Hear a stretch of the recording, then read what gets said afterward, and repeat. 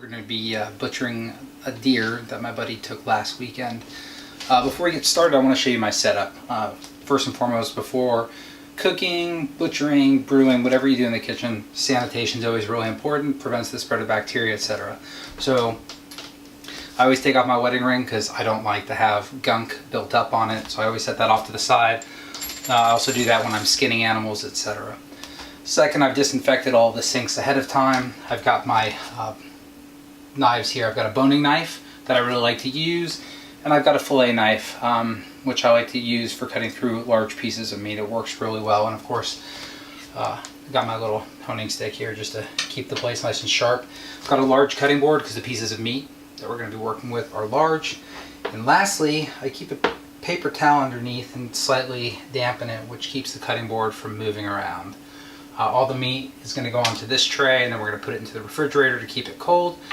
My buddy who took this dough that we're working on tonight has requested that the majority of this be turned into sausage. So this is part one of the video. We're going to break down the parts that I have, and then in subsequent videos we'll show you the sausage making process, or how we make steaks or roasts, etc. If there's anything that you would like to see in particular, please leave a comment below. So let's get started. Now, before we break this down, there's one other important note. A lot of folks who hunt like to use a sawzall or a hacksaw, and they like to cut through the bones. I try not to do that for two reasons. One, they say bones in your meat, the little particles add a flavor that adds gaminess to it. And second of all, little bone chips can get into your food, so I always try to cut around the bones. And there are lots of videos that'll show you how to do that on the hind quarter of an animal. So getting started, let's look at the ham. So on the ham, you've got these lines, and I'll show you here in a second exactly what these lines are, but they're essentially fat lines and connective tissue. And if you just follow them along, you can actually use blunt butchery, which is just using your fingers and breaking down the meat from each other. Hind quarter meat is typically pretty tough, so it's good to make slow roasts out of, or if you're going to turn it into ground, it's pretty good too. Except for this little guy right here, and we'll pull this off. The sirloin tip, or the football as it's known, is super tender, and I really like to work with this, turn it into roast, stuff it with garlic, etc. And then the other piece right down here is the shank. I'll take this off in a bit. If you've ever had osso buco, this is where it comes from. A lot of folks just turn around and throw it to their dogs. Please don't. This is one of the most fantastic cuts of meat. There are a lot of tendons on the inside, but the beautiful thing about this is that when you make osso buco and you slow cook it for 3 hours, those tendons melt into the red wine sauce and the tomato sauce, and it adds flavor to it. It's not a disgusting flavor. I know tendons melting down can get a little gross, but the reality is it's very tasty. And more importantly is that when those tendons break down, you're left with perfect medallions of venison. And the dish we like to make is actually osso buco venison over smoked polenta, and it's just absolutely incredible. Alright, so let's get started. Alright, so like I said, the first part we're going to do is the football here. So there's a white line right here. I'm going to put the ham over here so you can see it, so bear with me. I'm going to cut this way. And you can just use your knife, get it started, and start pulling the connective tissue aside. If you're a little bit squeamish, you may not want to watch this part, but it's not too bad. And when you start processing your own food and you realize you're controlling where the meat comes from, you're not worried about processed foods, etc. It's really awesome. I've watched a lot of videos over the years and just come to appreciate all the guys and gals who hunt, forage, and fish, and they share their videos. So as you see, I'm just naturally pulling this apart, like I said, blunt butchery. And my goal is to get this football away from the bottom round, the top round, and the eye of round, which are these three portions on the leg. And then of course there's a little sirloin triangle up here that will separate too, and that's really good for shish kebabs. That's super tender meat. So first time I did this, I was really careful about how I was breaking down the meat. I didn't want to screw up, but have fun with this. I mean, this is not science. In fact, it's a great way to learn, and every time you do it you get a little bit better. And if you're doing it with buddies or pals, you know, you all share the best ways of doing this, best practices, and you learn a new trick every time. It's kind of like going fishing. So as you can see, just cutting through this connective tissue right here, and if you can't pull with your fingers, no big deal. If you're going to try to salvage the meat because you're not going to grind it up, you may want to go a little bit slower. But again, we're turning this into the majority of sausage. Now, I'm intentionally showing you this not to gross you out, but I want you to see this connective tissue. This is a turnoff for a lot of people who are butchering their own meat. Don't worry about it. This stuff comes off. That's why I've got the plastic bag on the other side. I just lift up on it. You know, take your time. Just toss it out. No big deal.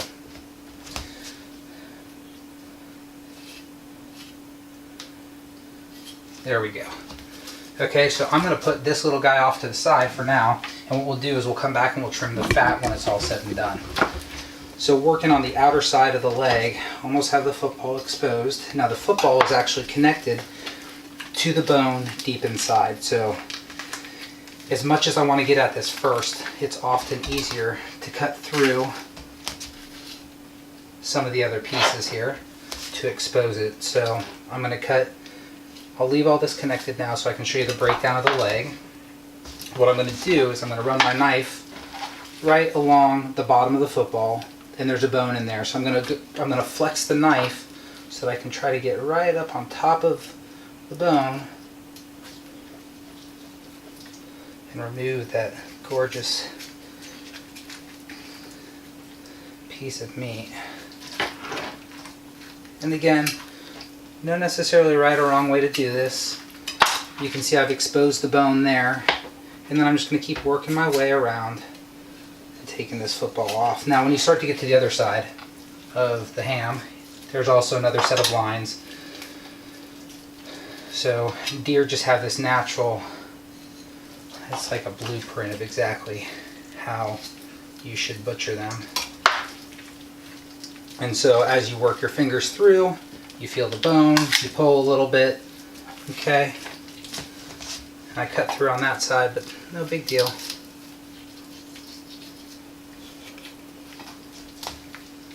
We'll just remove it like that. Again, if I was going to make a roast out of this, I'd go a little bit slower, but it all goes back to what you're looking to do. So that's the football. That's a great piece of meat. Now what I'd like to show you is the silver skin here. So if you're going to do your own processing and you're going to make a roast out of this, you've got to cut this off. In future videos I'll show you how to do it, but you can essentially just cut it off with your knife, and then you can also treat it like a fillet, like a piece of fish, and you can use a fillet knife and take that right off. Okay, but we will trim that up because even though we're grinding it up, I don't want all that connective tissue in there. Some guys don't mind, some people do. It's not a lot of fat on this. That can stay right there. That's a good looking football. Alright, so moving on. If you see, it seems that I'm working a little fast. I like to work with the clock. Got a big piece of meat out on the cutting board. You know, it's not freezing inside my house. And again, that whole sanitation thing is important. So there we go. So I'm going to work on deboning this. And what I would like to show you next, just like your kneecap in the back leg, the deer has basically the same thing as a patella. It's got a kneecap right here. You've got to cut around it. But because we want to save the shank for osso bucco, I'll show you how to cut around that and save that piece of meat too. Now while I'm removing this connective tissue, I'll tell you that certain types of meat are not worth grinding. Back straps, you know, most people tell you don't grind back straps. That's a truth. I'd also argue not to grind tenderloin, but the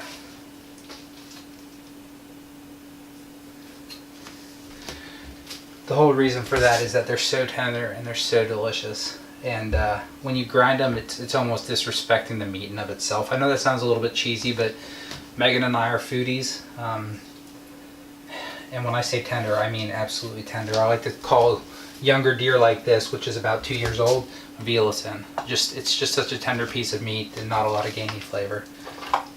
Alright, so I've removed some of that connective tissue there, and then we're just going to go ahead and break this down right along the side.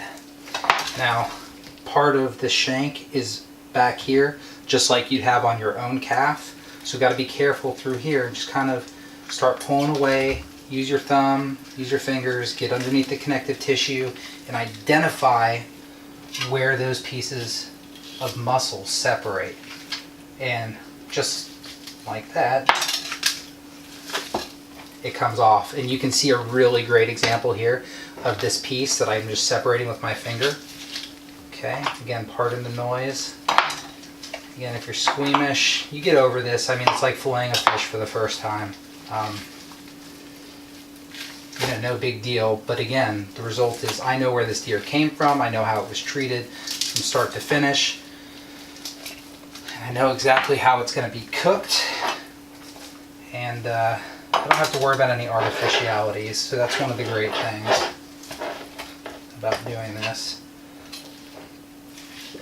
And that's what this channel is really about. It's, you know, knowing where your food comes from, taking from nature, and really just respecting the food that you get, whether you're harvesting plants, mushrooms, animals, fish. You know, it's respecting life, and it's also living a healthier life, and then turning it into delicious, tasty creations. So that's the shank. A lot of folks cut this off and they'll turn it into little roasts, but again, if you're going to have people over for dinner, this shank alone could probably feed 4 people on a nice bed of polenta.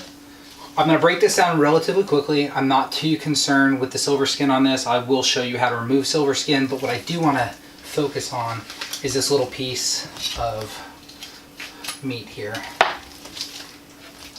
So you had the outside of the leg, that bone sat right inside. Okay, and we remove the bone, and what we're left with are 3 pieces of meat.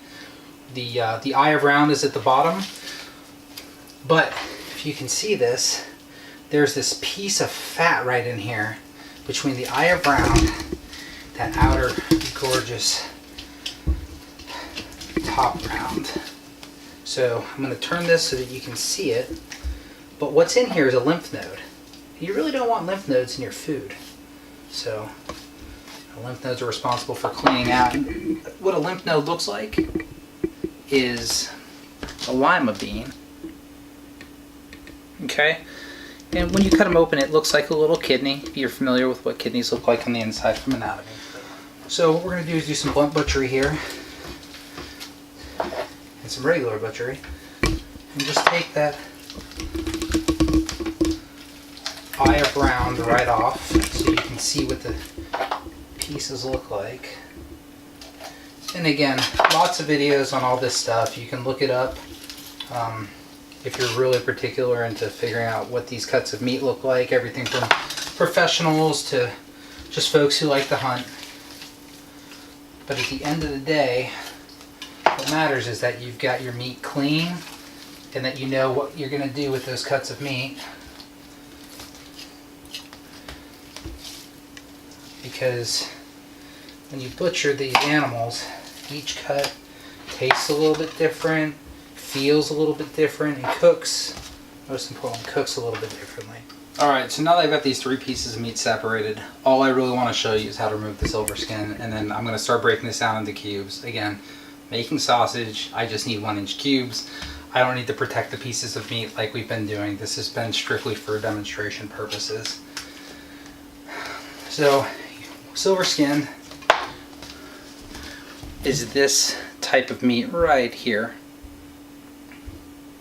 It's white, it's shiny, and it's very firm. And you'll see that when you try to cut through it with a knife, you can, but it's resistant versus regular meat, which just slices right open. So if you've ever filleted a fish before, a couple ways you can do this. Just get right up under the skin, pull up on your knife, so I'm pulling towards the camera. I cut away from my fingers, and then I'll do the same. So I'm pulling the silver skin real taut, and you can feel it, even though there's meat on both sides, just a little bit of meat. Don't want that in there. But because we are making sausage, that's okay. That'll grind up nicely. But the point is this silver skin right here is really, really, really tough, and it's unpleasant. So if you're going to have guests over and you're going to serve them venison, take this off. So I'm just going to go ahead and break this down real quickly. If I come across silver skin like this, you'll just see me kind of cut it off if it looks really thick on the top round. It's always there. Nice and easy. Try not to lose any meat, and at some point you just cut right through it. And you start to see you're losing too much meat. And then from there, I have a meat grinder, and the hopper on my meat grinder takes about 1-inch cubes. So what Megan and I do is we will cut this up into 1-inch cubes, and then we will chill it in the fridge, and sometimes we'll put it in the freezer. And you can see that there's a lot of connective tissue right under here, and you can feel the resistance. So just like on a fish, I'm pushing down with my knife against the cutting board. Okay, and I'm just going right along that meat. There's silver skin down there. It's really resisting, so you get this nice dark color meat. And I just separated it from all this silver skin. So again, just like filleting a fish, if you've never done it, you can just cut into your meat and then slide your knife. My knife is almost parallel to the cutting board. It's right up against there, flexing, flexing, flexing. The other thing to remember is as you're working with meat over time, this connective tissue becomes a little bit warmer. It's still cold, but it becomes a little bit warmer, and it becomes a little bit more difficult to work with. All right, so after you break down the ham on venison, this is essentially what you're going to have. You're going to have the bone. You're going to have this patella bone and the shank. So this is laid out to show you where the different muscles came from. So the shank is the first part that comes down on the bottom of the leg. Beautiful cut of meat. Patella, we don't need the patella. It's just a bone. It's the kneecap. We toss that aside. Now what we had was the bone, and you're going to see 4 pieces of meat here and then 2 more back here. Some people consider this 1, some people consider this 2. I'll explain what it is in a second. So up on top of the bone, what you had was this football, that sirloin tip. Delicious, you make it into roast, super tender. Now if the bone were sitting right here, this would actually wrap around just like that, but it's very hard to see. So this would be the right leg, this would be the top round on the far side, the big piece of meat, the little piece of meat is the bottom round, and then connecting the two is this eye of round. All of this is a little bit tougher than the rest of the deer. I tell you what, this makes great jerky. This makes great, if you have an Instant Pot or pressure cooker, you can break this down, turn it into either stew meat or tacos, but just fantastic. And then this up here, this is super tender meat. This is what some people call the sirloin triangle, top sirloin. Great for kebabs. Super, super, super tender. So that is the hind quarter broken down.